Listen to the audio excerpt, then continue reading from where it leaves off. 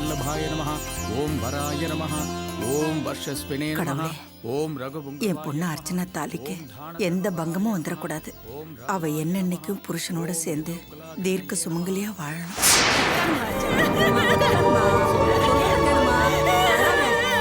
செய்ய வேண்டியதை செஞ்சுதானமா ஆகணும்.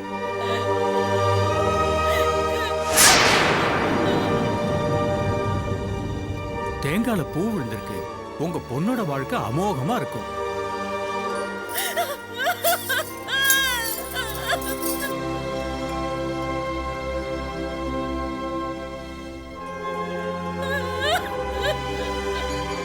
ஓம் தத்புருஷாய வித்மஹே மகாதேவாய தீமஹி தன்னோ ருத்ர பிரசோதயாத்.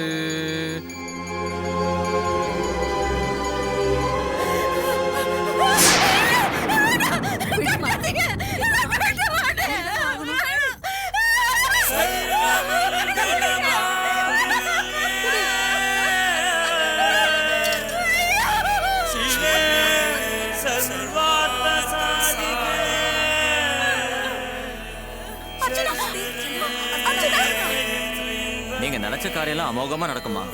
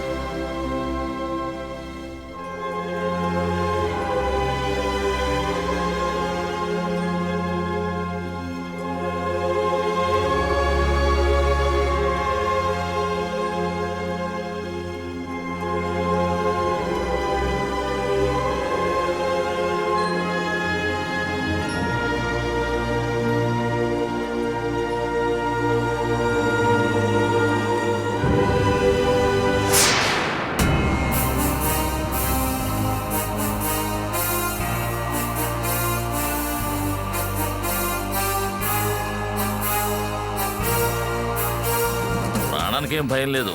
అసలు ఎవరితను ఎక్కడి నుంచి వచ్చాడు? ఈ పిల్లోడు ఎవరికి తెలియదు. చేపలు పట్టడానికి వెళ్ళినప్పుడు వల్లో చిక్కుకున్నాడయ్యా. ఒడ్డుకు తీసుకొచ్చినప్పుడు మైకంలోనే ఉన్నాడు. అప్పుడప్పుడు లేస్తూ మళ్ళీ పడిపోతున్నాడు. ఇతని దగ్గర ఒక సెల్ ఫోన్ ఉంది. ఆ సెల్ ఫోన్ కూడా నీళ్లలో పడి తడిచిపోయింది. ఇప్పుడు అది కూడా పనిచేయట్లేదు సార్.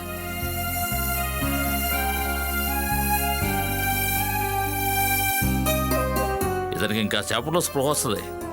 ఒకవేళ స్పృహ రాకపోతే కనుక వెంటనే టౌన్ హాస్పిటల్ తీసుకెళ్ళండి. అలాగేనండి, నేను వెళ్ళొస్తాను.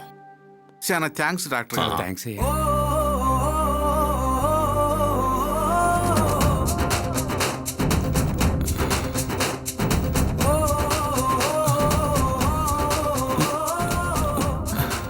చూడు, కుర్రాడికి మెలికొచ్చినట్టుంది. అవునండి తమ్ముడు, నేనెవరో తెలుస్తుందా? మీదే ఊరు? మీ పేరేంటి? అర్చన.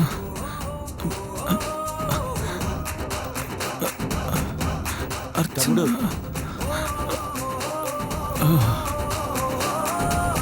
తమ్ముడు తమ్ముడు మళ్ళీ స్పృహపోయినట్టున్నాడు రా. డాక్టర్ కాసేపు ఆగి చూడమన్నారు కదా, అంతవరకు ఆగుదాం. నాకు చాలా భయంగా ఉంది. సరే, ఇలా మనం కూర్చుని రామలేదు, ఏదో ఒకటి చెయ్యాలి.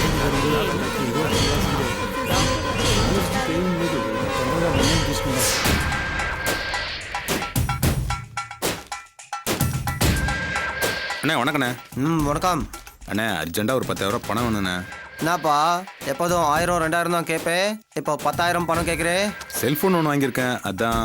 அது 1000 2000க்கு சீப்பாக கிடைக்குமே, அப்புறம் எதுக்கு 10,000 கேட்குறேன்? அண்ணே, 40,000 ரூபாய் செல்ஃபோனு 10,000 ரூபாய்க்கு சீப்பாக வந்துச்சு, அதான் வாங்கிட்டேண்ணே. பார்க்கறதுக்கு உங்கள் செல்ஃபோன் மாதிரியே இருக்குண்ணே, பாருங்கண்ணே. அப்படியா? ஆமாண்ணே. கம்மி சார்ஜி இல்லை. டேய், நம்ம சார்ஜர் குறா எப்படி இருக்குன்னு பார்ப்போம். இந்தா குடு. Sir.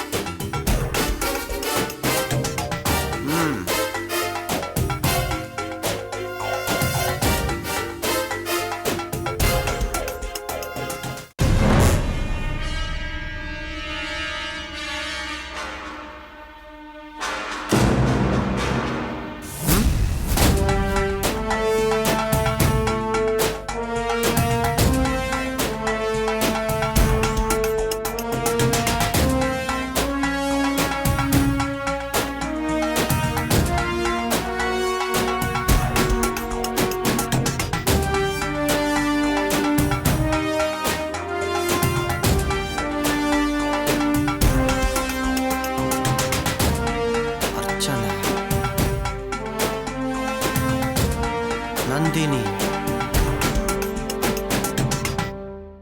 Archana cars.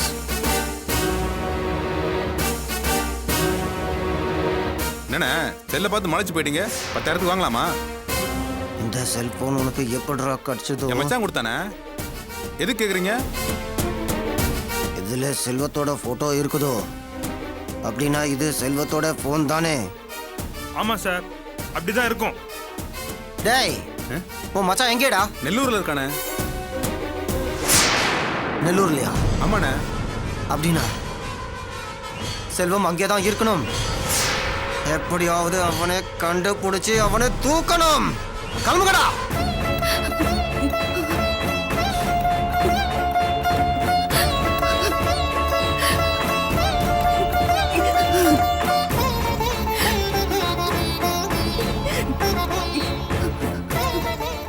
Kavya, have some milk. சரி, நீங்க எதுக்காக இந்த வேலையெல்லாம் செய்றீங்க? It's okay, Kavya. செல்லும் டெத் போயிட்டு வந்தாலும் நீ எதுவுமே சாப்பிடல. You should not be in empty stomach. Come on, have this milk at least. இல்ல, எனக்கு எதுவுமே வேணாம். என் மனசே சரியில்லை. Kavya, I can understand. எனக்கு ரொம்ப ஃபீலிங்காக தான் இருக்கு. எவ்வளோ பிரச்சனைகள், கஷ்டங்கள், வேதனைகள், போராட்டங்கள் இது எல்லாத்தையும் தாண்டி செல்வம் லைஃப்ல ஒரு நல்ல பொசிஷனுக்கு வரப்போ அது எதையுமே அனுபவிக்க முடியாம ஷார்ட் ஸ்பேன்ல போயிட்டாரு. பொதுவாக காவியா, நான் சென்டிமெண்ட்ஸ்லாம் பார்க்கறது இல்லை. இன்ஃபேக்ட் எனக்கு அதில் நம்பிக்கையும் கிடையாது. பட் உழைப்பு, நேர்மை, திறமை இது எல்லாத்தையும் தாண்டி நேரம் காலம் ஒன்று இருக்கும்னு எனக்கு தோணுது. செல்வ மாமாவை என் வாழ்க்கையில மறக்க முடியாது. சரி, நான் நல்லா இருக்கணும், என் வாழ்க்கை நல்லா அமையணும்னு எவ்வளவோ உதவி பண்ண நல்ல மனுஷன். அவருக்கு போய் இப்படி ஒரு முடிவு வந்துடுச்சு.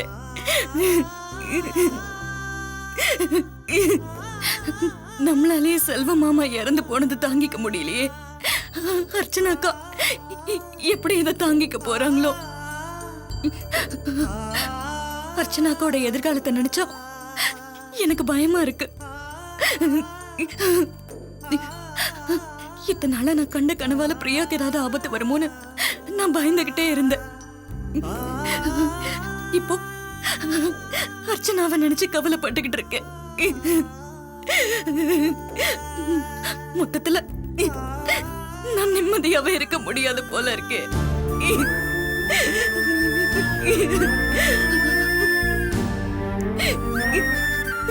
காவியா, ஹியர் ஆஃப்டர் உன்னோட கெட்ட கனவு பத்தியோ இல்ல பிரியாவுக்கு ஏதாவது ஆபத்து வந்துருமோன்னு நினைச்சு நீ கவலைப்பட தேவையில்லை. என்ன சொல்றீங்க? எஸ், பொதுவா ஃபேமிலி மெம்பர்ஸ்க்கோ இல்ல ரிலேஷன்ஸ்க்கோ ஏதாவது நல்லது கெட்டது நடக்க போகுதுன்னா அது ஜென்ரலா ட்ரீம் மூலியமா தெரியும்னு சொல்லுவாங்க. ஆமா, அதுக்கும் பிரியாவை நினைச்சு நான் பயப்பட தேவையில்லைன்னு சொல்றதுக்கும் என்ன சம்பந்தம்? பொதுவாக அந்த மாதிரி விஷயத்துல எனக்கு நம்பிக்கை இல்லை.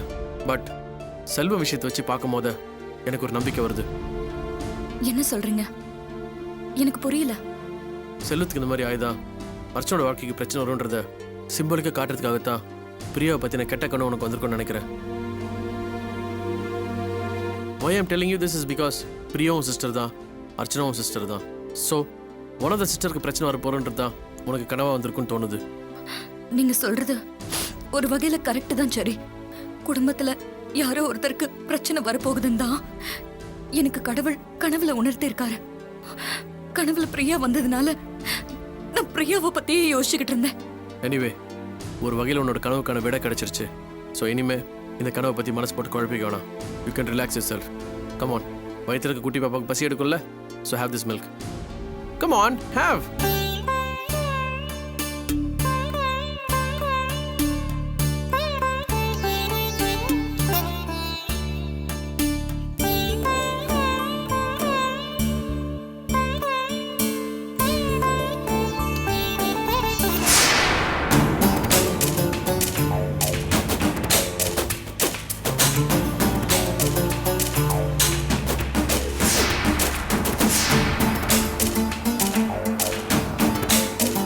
இங்கதான் நிப்பாட்டு.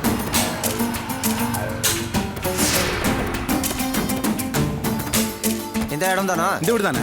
போய் கூட்டு வா.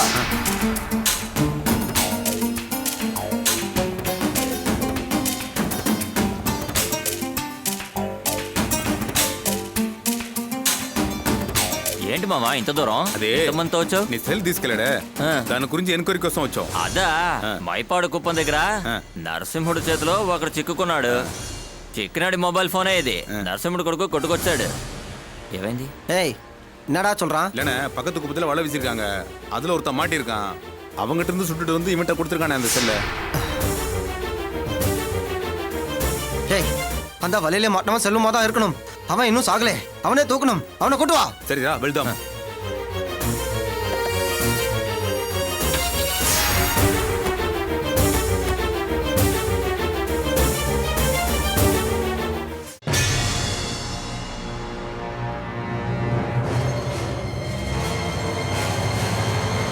என்னன்னா எவ்வளவு சந்தோஷமான விஷயத்த சொல்லிருக்க.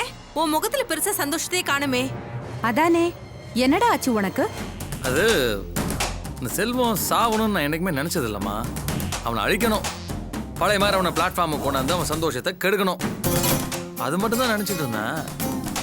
ஆனா அந்த கடவுளுக்கு என்னை விட செல்வத்து மேல பயங்கர கோவம்னு நினைக்கிறேன். அதான் கடலுக்கு போனவன் கதைய அப்படியே. ஆனா நமக்கு எதிரா யார் எப்படி நடந்தாலும் அவங்க நல்லா இருக்க மாட்டாங்கங்கிறதுக்கு இந்த செல்வம் ஒரு உதாரணம்டா. இந்த சந்தோஷமான நேரத்துல எனக்கு என்ன ஒரே ஒரு வருத்தம்னா, இந்த அர்ச்சனா தாலி அறுத்து அமங்கலியா நிக்கிறத பார்த்து என் மாமியாக்காரி ரத்த கண்ணீர் வடிச்சு காலம் பூரா துடி துடிப்பான்னு நினைச்சோம். ஆனா அத பாக்குறதுக்கு இவ ஊர்லயே இல்லாம போயிட்டாளே. ஏன் நவகிரக கோயிலுக்கு போனவன் மாமியார் இன்னும் வரலையா? வரலண்ணே. செல்வம் செத்து போன விஷயத்த கூட என்னால யார்கிட்டயும் சொல்ல முடியல. என் மாமனாருக்கு என் புருஷனுக்கு பிரியாவோட நம்பருக்கெல்லாம் போன் ட்ரை பண்ணேன். நாட் ரீச்சபிள்னு வருது. அப்போ செல்வம் செத்தது, அர்ச்சனா அமங்கலியானது எதுவுமே உன் குடும்பத்துக்கு தெரியாது. ஆமாண்ணே, எந்த தகவலையும் தெரிவிக்க முடியல. நானும் ட்ரை பண்ணேன், காண்டாக்ட் பண்ண முடியல. ஏன் ஜெயந்தி, ஒருவேளை போன இடத்துல எக்ஸ்டெண்ட் ஆகி எல்லாரும் குடும்பத்தோட போய் சேர்ந்துட்டாங்களோ? அம்மா, முதல்ல உன் வாயை கழுவுமா. என் வாழ்க்கை என்ன ஆகும்னு கொஞ்சமாவது நினைச்சு பாத்தியா? குழந்தை அவரும் அதுங்களோட போயிருக்காங்க. அத மறந்துட்டு பேசுறியே. தப்புதான், மன்னிச்சிடு ஜெயந்தி. ஏதோ உணர்ச்சி வசப்பட்டு நான் சொல்லிட்டேன். என்ன நீங்க ரெண்டு பேரும் அடிச்சுக்கிட்டு இருக்கீங்க? முதல்ல சொல்ல வந்த விஷயத்த சொல்லி தொலைங்க. அந்த அர்ச்சனா புருஷனை பறி கொடுத்துட்டு வயித்துல புள்ளைய சுமந்துக்கிட்டு தாலி அறுத்துட்டு தனி மரமா நின்னுக்கிட்டு இருக்கா. இந்த பிரியா கழுத்துல தாலி இல்லாம குழந்தைய பெத்துக்கிட்டு எதிர்காலமே என்னன்னு தெரியாம கேள்விக்குறியா நிக்கிறா. அந்த காவியா பிரியாவை பத்தின கனவை கண்டு தினம் தினம் பயந்து செத்து வயித்துல புள்ளைய சுமந்துக்கிட்டு தினம் தினம் செத்து பொழைச்சுக்கிட்டு இருக்கா. ஆக மொத்தத்துல என் மாமியாக்காரி இருக்காளே, அவ பெத்த 3 பொண்ணுங்களோட வாழ்க்கையுமே சிக்கல் தான். நாம நினைச்ச மாதிரி அவ 3 பொண்ணுங்களோட வாழ்க்கையை நினைச்சு ரத்த கண்ணீர் வடிக்க தானே போறா. அது சரி, நவகிரக கோயிலுக்கு போனவங்க என்ன ஆனாங்க, ஏன் என்ன வரலான்னு மறுபடியும் போன்ல ட்ரை பண்ணி பாரு. அப்படி கிடைக்கலன்னா போலீஸ்ல கம்ப்ளைண்ட் பண்ணு. ஏய் தினா, என்னடா போலீஸ்ல கம்ப்ளைண்ட் கொடு அது இதுன்னு பயமுறுத்துற? அம்மா சும்மா ஒரு சேஃப்டிக்கு சொன்னம்மா, நீ எதுக்கும் பயப்படாத. நாம தான் மற்றவங்கள பயமுறுத்தணும், மற்றவங்க நம்மளை பார்த்து பயப்படணும். அம்மா, என் வீட்டுக்காரரு என் மாமனாரு குழந்தையெல்லாம் நல்லபடியா வந்து சேர்ந்துருவாங்கம்மா, நீ பயப்படாத. அண்ணே, நீ சொல்ற மாதிரி ஒரு நாள் பாக்குறேன். அதுக்கு மேலேயும் அவங்க வரலன்னா உடனே போலீஸ் ஸ்டேஷன்ல போய் கம்ப்ளைண்ட் பண்ணிடுறேன். சரியா? நாங்க வரோம். போயிட்டு வாங்க. வரேன்டா.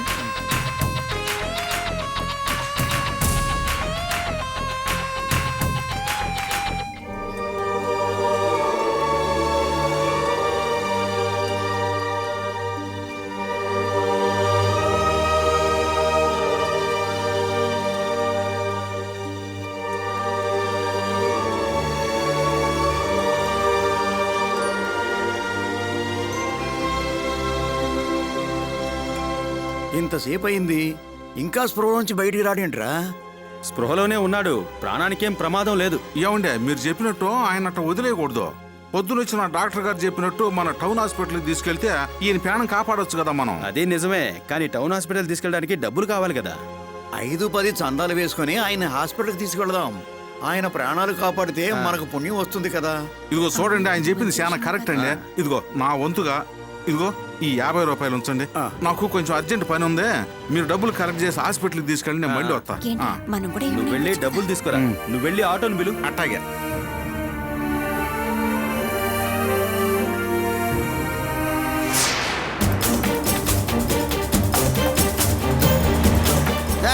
இந்த குப்பம் தானே? ఈ ఏరియానే రైట్ తిరగాలి. போ போ சீக்கிரம் போ, போய் ரைட்ல திருப்போ.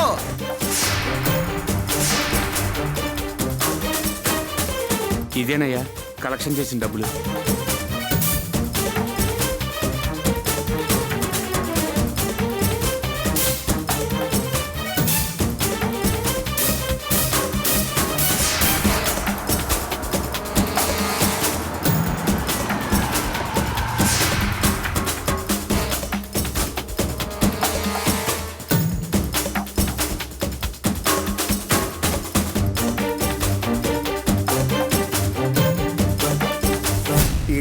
సరిపోతుంది కదరా ఆటో కోసం ఆడు వెళ్ళాడు ఇంకా రాలేదేంట్రా అయ్యా ఆటో వచ్చిందయ్యా వచ్చేసిందా రండి పట్టండి జాగ్రత్త పట్టండి